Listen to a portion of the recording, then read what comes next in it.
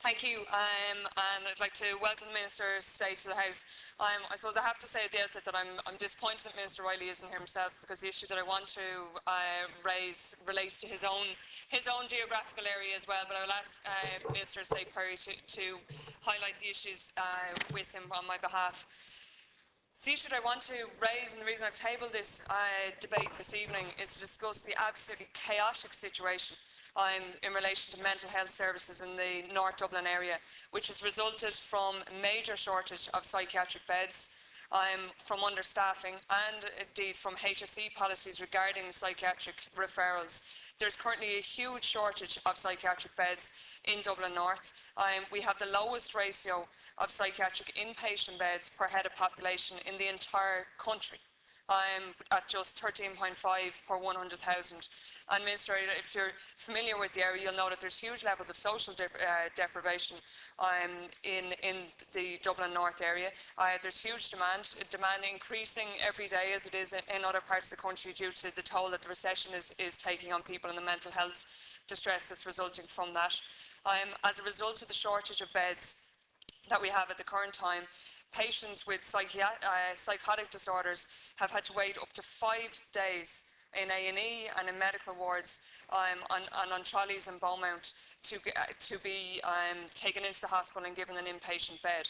That's both the result of the fact that the inpatient beds, that we don't have sufficient beds, and of a HSE policy that says that the only way that people can access the inpatient service is to go through A&E, which is an absolute disaster. Instead of taking referrals straight into the inpatient service, as was done in the past, there's now a policy that says you have to go through A&E. So, Minister, if you can imagine, for somebody who's in huge mental distress, people who are possibly suicidal, to end up in a situation where you're surrounded in a chaotic emergency department, to be stuck there for 3 or 4 days before you can actually get the proper mental health service that you need. It flies in the face of everything of the environment that should be in place. A calm environment, a supportive environment that should be there from the minute somebody with a mental health problem like that tries to access the health services, not to be in an A&E situation. And unfortunately, even when there is a new centre in Beaumont that's due to open later on in the year, the Ashton Centre, but unfortunately even when that opens, we'll still have the second lowest ratio of mental health beds, of inpatient beds in the country. And I think this is totally unfair, particularly given the demographic makeup of the area, the extent of the need that is there.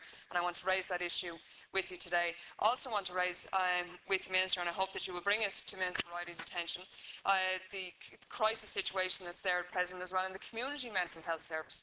Because I have with me a letter that was sent back to a GP.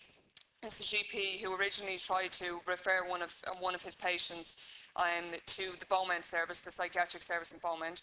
Beaumont replied and said that the patient's difficulties were more appropriate to the community mental health team, and so he tried to get a referral through the community mental health service. And the response that he got, Minister, and I'll read it to you, it's literally the response just said, "I wish to acknowledge receipt of your primary care psychology referral for the following client," and it gives the client's details. And then it says, and I quote, "Due to the moratorium on staff recruitment in Dublin North East, we are regrettably unable to accept the above referral or any further primary care psychology referrals until further notice." So we have a situation now where people can't even, whether we're not even taking referrals into the mental health service, community service in Dublin North, no matter what situation people are in. It says any other referral. I think that is absolutely shocking.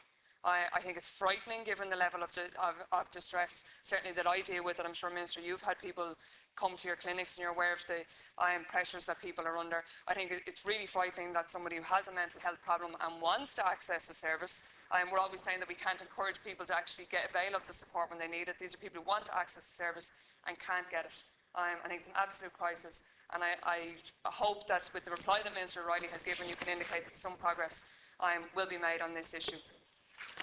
Minister. Thank you very much. I wish to thank the Senator for raising this very important topic this evening. North Dublin Mental Health Service provides a range of adult mental health services with the specialities of general psychiatry, psychiatry of old age and rehabilitation, psychiatry services within the settings of services used at homes, acute inpatient facilities, day hospital, day centres and supported community residents. The delivery of services are guided by a vision for change, which provides the strategic direction for the future delivery of mental health services and by the HSE National and Dublin North East Services Plan 2013, which sets out the national and the regional priorities. The implementation of a vision for change and the reform of our mental health services is certainly a priority for this government. Implementation of a vision has been somewhat slower than originally expected.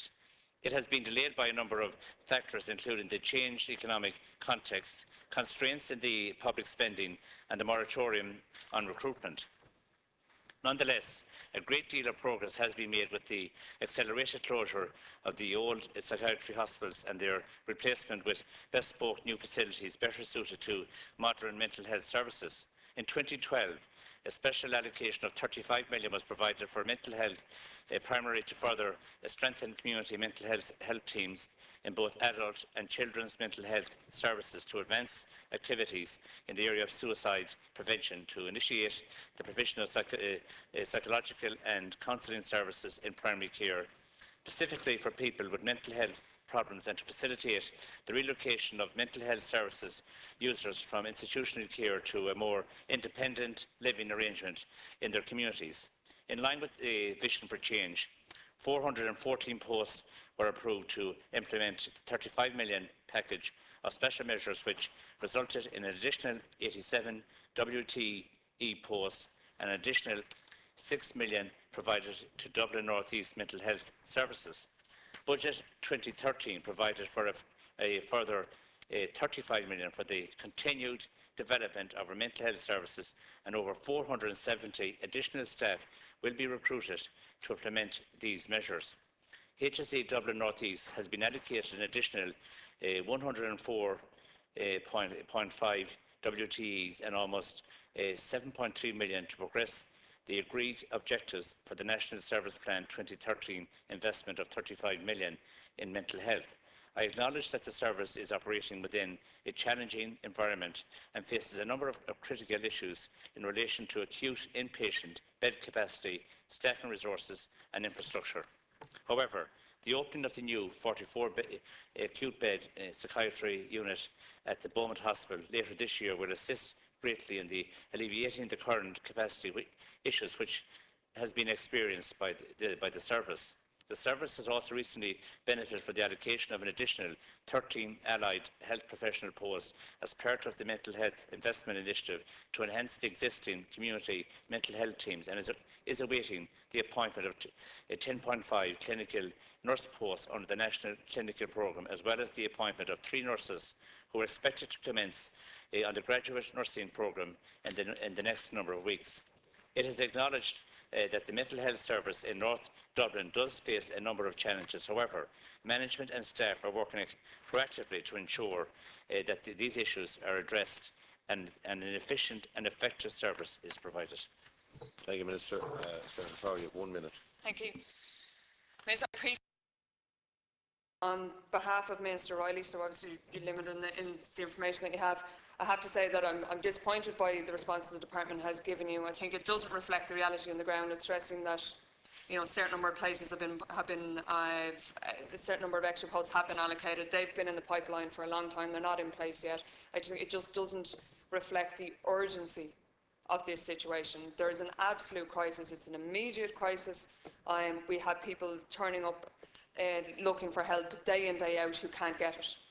So I think it's cold comfort to them that, you know, that there's posts that might come into effect eventually. So I would just ask you to please go back to Minister Riley to highlight in particular to him the letter that I read out from that GP, which says that, look, despite the work that is in trying, the harsh reality on the ground is that patients cannot access services, that the community health team are not taking any new referrals. I would ask you to bring that back to Minister Riley and ensure that something is done about it straight away. Again, as I acknowledged at the start, I welcome the fact that the Ashling beds that you've mentioned in your reply are being rolled out, but again, will still only bring us to the second lowest ratio in the entire country. Much more needs to be done, and this needs to be given a far greater level of priority than the departmental response that you've been sent here to give today indicates.